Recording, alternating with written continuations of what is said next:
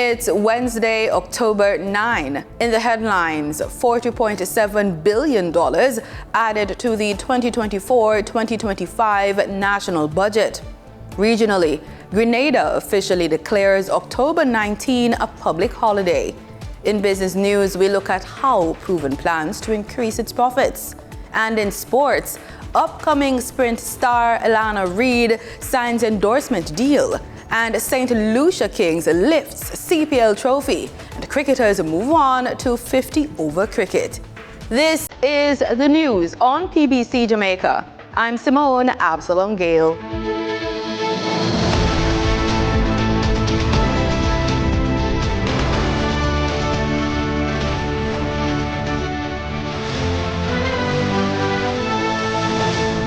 $40.7 billion has been added to the national budget for the 2024-2025 fiscal year.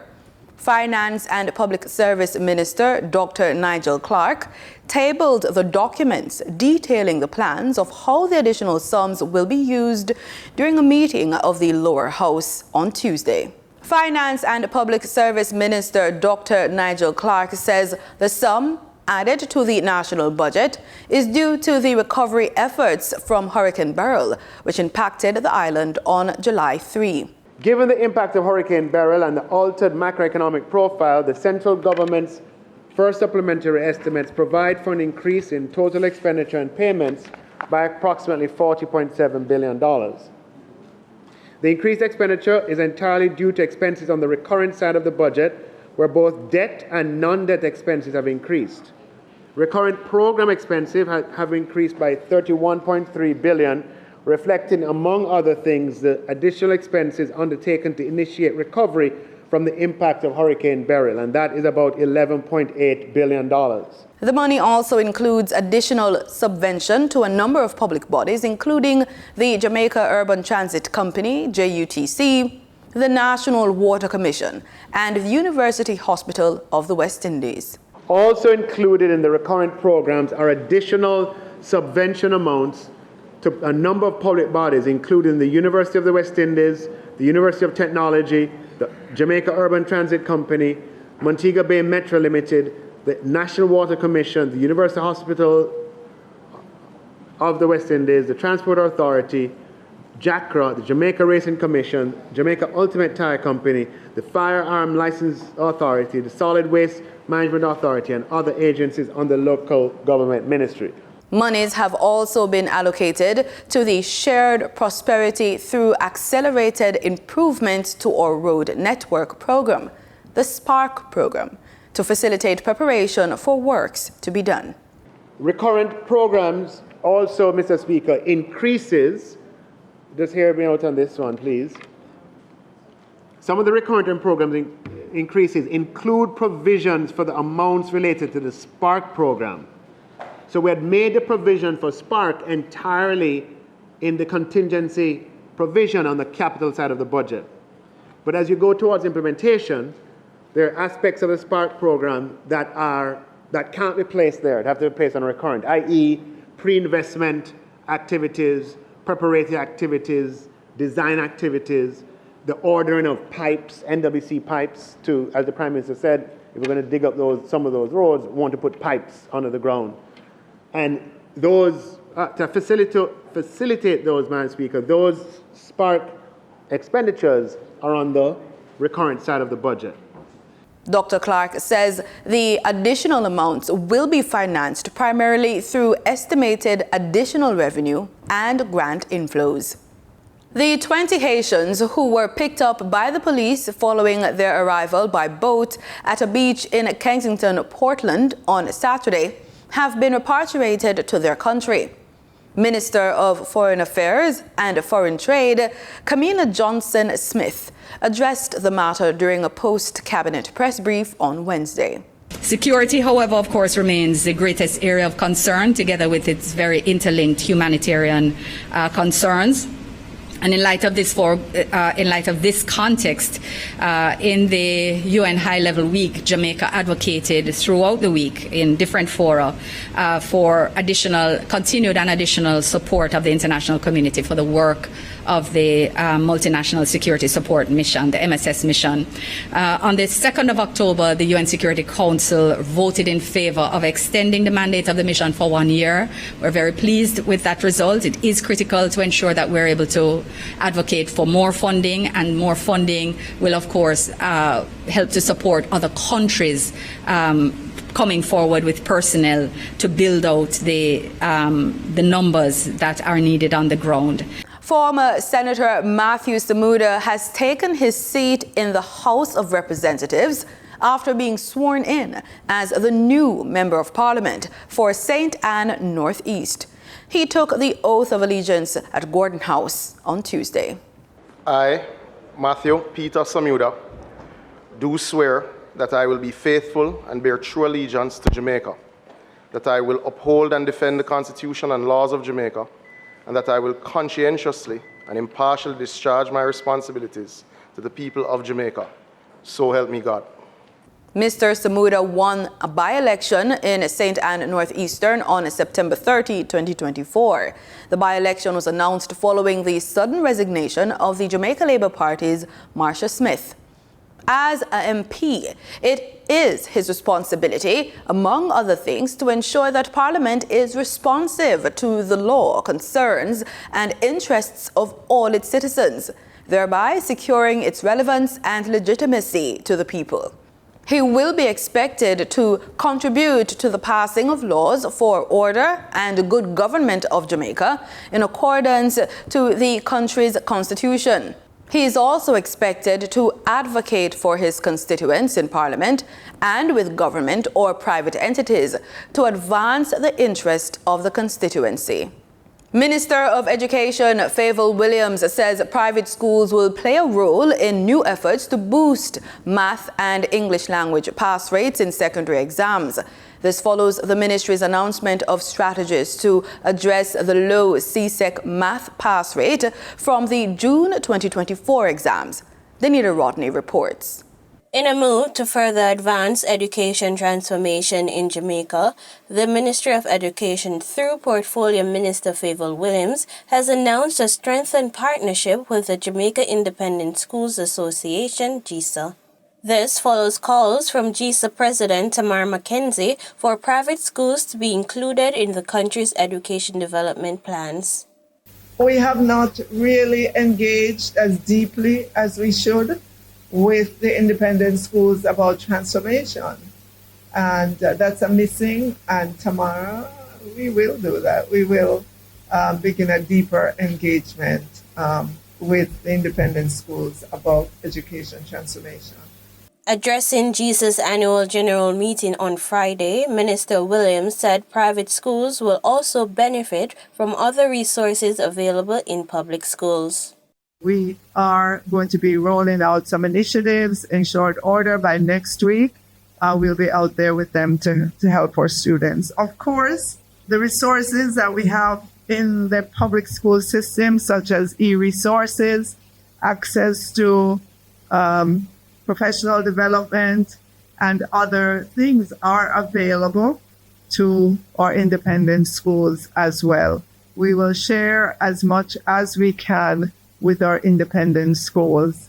And, we understand that all our children out there deserve the best, and to the extent that we can share, we will share. Mrs. Williams also revealed plans to assist independent schools that suffered damage during the passage of Hurricane Beryl in July. While we may not be able to provide dollars, but we could provide the services of our building officers to do assessment and to help, so that would help you as well, because you would have had to pay for that expertise. So this is something I will bring to the PS in terms of deployment of our building officers and other technical persons as well.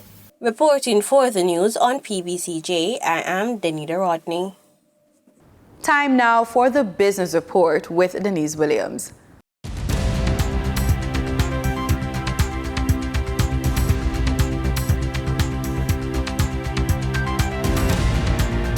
Good day, everyone, and thank you for joining us on the Business Report.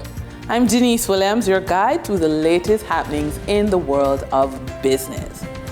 As the leadership of the Proven Group of Companies transitions from co-founder Christopher Williams to co-founder Johan Heaven, we sit down to understand how Heaven will double the profits of the proven business model that spans real estate, manufacturing, wealth management, and banking services.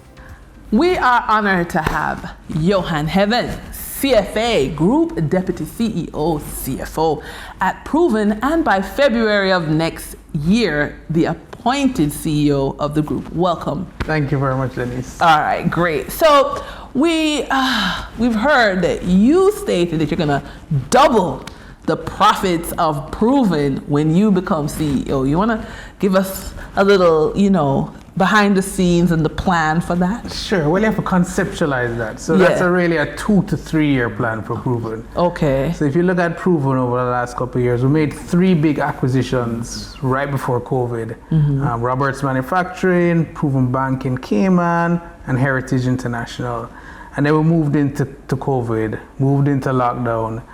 Right after that, the central banks over the world pumped billions of dollars into the economy, led to hyperinflation, and then higher interest rates, which kind of slowed down the economies. We're finally moving out of that, scenario.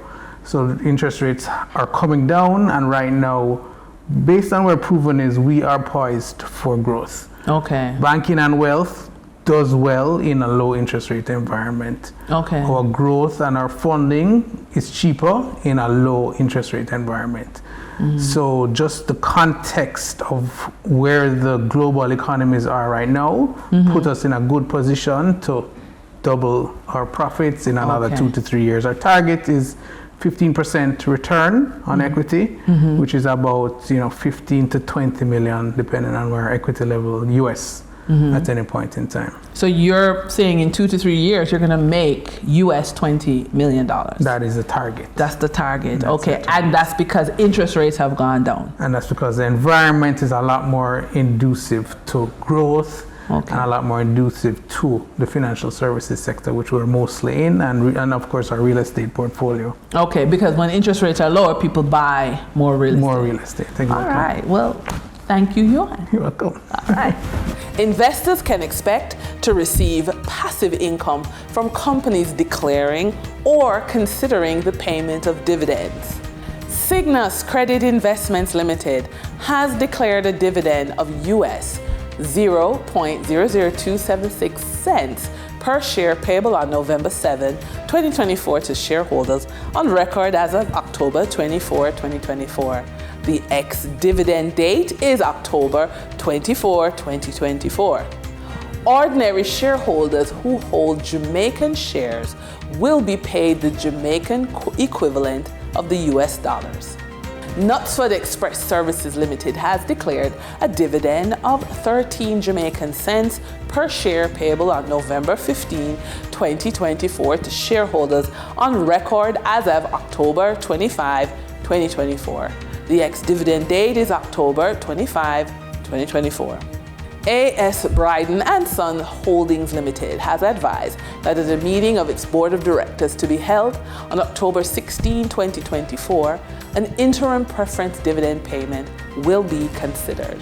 During trading for the period of October 8, 2024, the following companies represent the top 3 most active stocks that investors bought and sold on the Jamaica Stock Exchange. Gas station operator Future Energy Source Company ordinary shares with 14,736,235 units represent 50.27% of the total market volume in terms of sales. Office Furniture and Supply Distributor Stationery and Office Supplies Limited with 4,737,502 units represent 16.16% of the total market volume in terms of sales.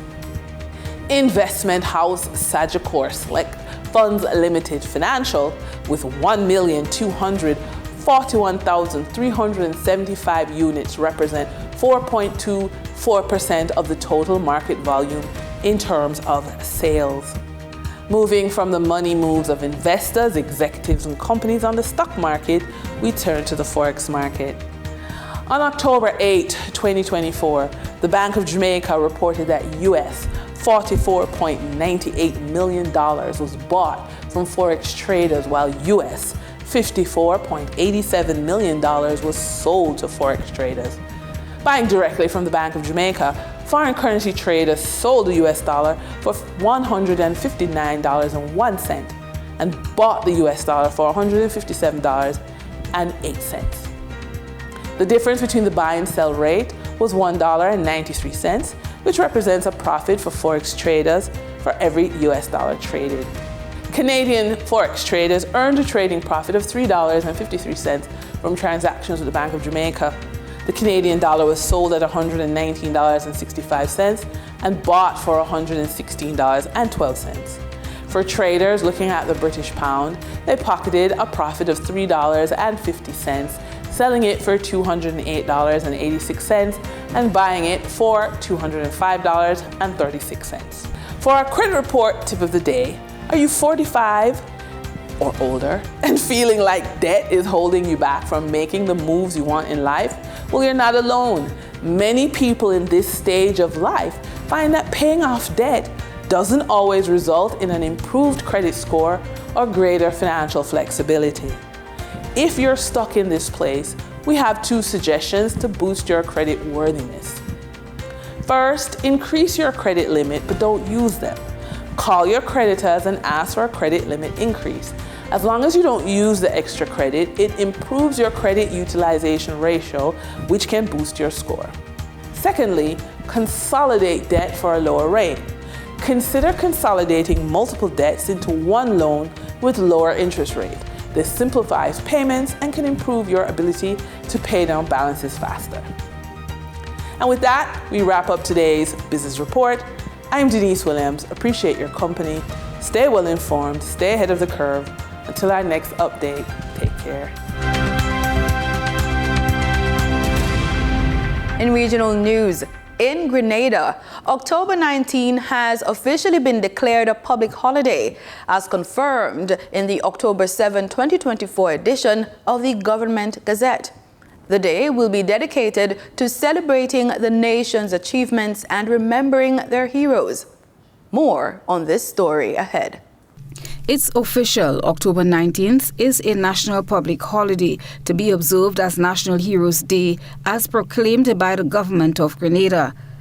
Government previously announced its intention, and now it's official, with the declaration published in the Government Gazette on October 7th, 2024, following a proclamation dated October 4th. National Heroes Day is intended to serve as an occasion for remembrance, reflection, and recognition of the achievements of the Grenadian people in their journey of growth. The date holds historical significance, marking the tragic events which unfolded on October 19, 1983, when then Prime Minister Maurice Bishop and several others of his cabinet colleagues were killed on Fort George amid internal strife within the People's Revolutionary Government, the PRG. This year's National Heroes Day will feature Prime Minister of St. Vincent and the Grenadines, Ralph Gonsalves, as the keynote speaker. The theme chosen for the 2024 celebration is Unity in Commemorating Our Heroes, Past, Present, and Future. A rally will be held at Progress Park in St. Andrew, where several individuals from the parish will be honored. It was explained that these awards will not be conducted under the guidelines of the 2007 National Heroes and Awards Act. Jacqueline Alexis, chairperson of the National Celebrations Committee, noted that the recipients of the 2024 awards will be chosen at the discretion of the organizing committee. Whilst not everybody can be a national hero, and of course not, you have to reach a certain level to reach national hero status. However, we will be awarding some significant people within the parish of St. Andrew. And as we rotate around the country every year, we would do the same thing. So, despite this being the second year of National Heroes Day celebration, the government is yet to elect individuals, living or deceased, as national heroes. Cultural Minister Adrian Thomas revealed in a recent press conference that the first national heroes will be announced in 2025. Two of the things that we indicated last year in regards to the naming of our national heroes were, this is work in progress. The committee is in place to come up with the criteria in terms of how we identify heroes, and for October the 19th, 2025, we should be naming our national heroes. Christina John, GBN News. From Trinidad and Tobago, we take a closer look at the restructured Atlantic LNG contract and its implications for the national gas company. The revised agreement, unveiled late last year, introduced changes to the company's ownership structure, product pricing, and LNG marketing. Terry-Ann Brown-Campbell has the details. October 1st marked the first day the renegotiated agreement for this country's stake in the Atlantic LNG plant came into effect. The National Gas Company of Trinidad and Tobago's Vice President Commercial, Vele Kwanvi, outlines a couple aspects of the renegotiated agreement. One of the positives is that in the unitization, NGC acquired through the working with as a government shareholder, we got 5.7% share in Atlantic Trains 2-3, which we didn't have before. The energy sector technocrat broke down some of the terms of the agreement. What that means is now we are able to then generate cargoes, LNG cargoes, which can be sold in the international market.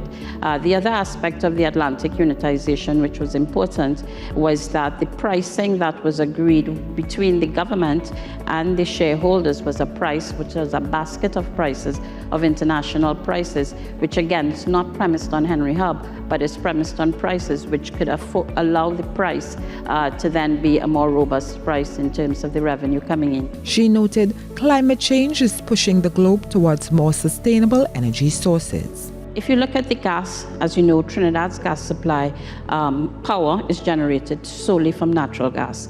And when you look at the natural gas that we provide to power, it represents about 10%, 10 to 13% of all natural gas goes for power. What that equates to? That equates to about 5 to 6 ammonia plants. Ms. Kwanvi quantified the impact of using gas for power instead of to power downstream energy plants. Ammonia price right now is close to $500 a ton. And if you take, say, ammonia plant of 500,000 metric tons and you convert that, that's $250 million per revenue you could potentially earn. The energy technocrat said the gas can also generate more foreign exchange. If we can reduce through energy conservation, because one of the challenges of climate change we're seeing is higher usage, higher demand for power. So what we're seeing is that power consumption, coming out of COVID, and now with climate change, we're seeing consumption increasing, which is equivalent to one ammonia plant. Ms. Kwanvi offered the final premise in her argument for more energy efficiency and conservation.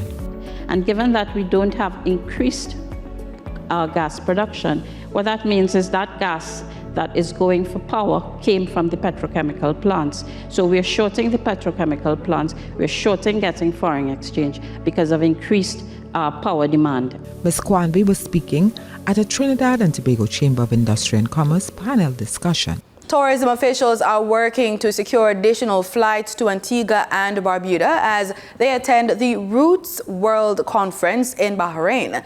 U.S. Director of Tourism Dean Fenton tells ABS News these meetings are expected to boost yields for the upcoming travel season. Ursel Charles Jr. has that story. Tourism officials are laser focused on increasing airlift into Antigua Barbuda in 2025. They are attending the Roots World 2024 conference ongoing in the Kingdom of Bahrain. There have been approximately 9,000 meetings bringing together airlines, airports, and aviation stakeholders from across the world to build air services and global economic growth. Local tourism officials are negotiating with airline companies on how to bring more flights with more passengers. U.S. Director of Tourism for this country, Dean Fenton, explains how the team is navigating the routes. We're here because we need a seat at the table so we can actually, jock for position and make sure we have a better season in terms of flights. And thus far, it's been going very, very well for the past 3 days here. Well, they look at, the room stocks, they look at who's coming into the destination, who they're co-sharing with, those are the vital things to look at. He foresees figures are already trending upward for the next tourism season. We're drumming up our gateways in terms of having more flights and more accessibility to the destination. We're very happy with that. We're 24% up from where we were last year, and in terms of arrival and stuff. So the island looks great, and we're looking forward to having a better 2025. This in part due, Fenton says, to the opening of potentially new source markets. The area of Dallas is very vital for Antigua. It helps us with our West Coast traffic coming into the destination. So we are out here trying to see how we can secure that gateway, and also looking at the New England and Boston area. So those are the two major concerns we have at the moment. As everybody right now is a potential, because there's so many co-shares taking place. You'll be surprised. Even coming here, we came on Qatar, they co-share with American, so it's a whole big dance here. The most recent code-share announcement between Scandinavian Airways and Virgin Atlantic should result in more passengers out of continental Europe next year. Antigua Barbuda Tourism Authority, ABTA CEO Colin James, is leading the delegation in Bahrain. He was a panelist during the first panel discussion of the Tourism Seasonality Summit, which explored seasonality's economic, environmental and social impacts on destinations, airports and airlines. Reporting for ABS News, I'm Ursil Charles Jr. In sports, upcoming sprint star Alana Reid has signed an endorsement deal with Burger King Jamaica, becoming the latest brand ambassador for the fast food chain. She made her debut as ambassador on Tuesday at the launch of the 2024 Burger King 5K relay event in Kingston. The world under-20 100-meter champion will represent the company for 1 year with the possibility of extension until 2028. As Burger King's ambassador, Reid will participate in public appearances and sports development initiatives. Alana Reid was part of Jamaica's 4x100 meters relay team that finished 5th at the Paris Olympic Games in August and followed up with a dominant performance at the World Athletics Under-20 Championships in Peru, where she secured 2 gold medals. Now to cricket news. With the Caribbean Premier League wrapped up and St. Lucia Kings defeating the Guyana Amazon Warriors by 6 wickets, attention now turns to 50-over cricket. The Guyana Cricket Board will host the senior inter-county competition starting this weekend, where top cricketers from the 3 counties will not only compete for top honours, but also for coveted spots on the Guyana Harpy Eagles squad ahead of the Cricket West Indies Regional Super 50 tournament. The Guyana Cricket Board, in a press release on Monday, announced that the tournament will roll off on October 13th, with the final set for October 19th. While from a county level, the aim is to win the tournament, players will be cognizant that individual performances will be paramount, as the selection panel will be watching keenly to determine the Guyana Harpy Eagles makeup for the Super 50 competition. Guyana is looking for a first regional 50-over title since 2005, when the Shivnarine Chandapal-led team defeated Barbados at Border. According to the Guyana Cricket Board, the inter-county competition will be played primarily in Demerara, with 1 game to be held in Essequibo. The inter-county will also serve as a launch pad for some players who will be keen on breaking into the Guyana senior structure for the first time. Following the final on October 19th, the Super 50 team will be selected, with encampment taking place from October 21st to the 25th before the team heads off for the regional Super 50. The inter-county squads, which will be submitted by the counties during the week, will be released later along with the schedule, the Guyana Cricket Board said. Demerara, seen here in the blue, won the competition in 2023, defeating Berbice in the final at Border. And that's it for the news on PBCJ. Thank you so much for watching.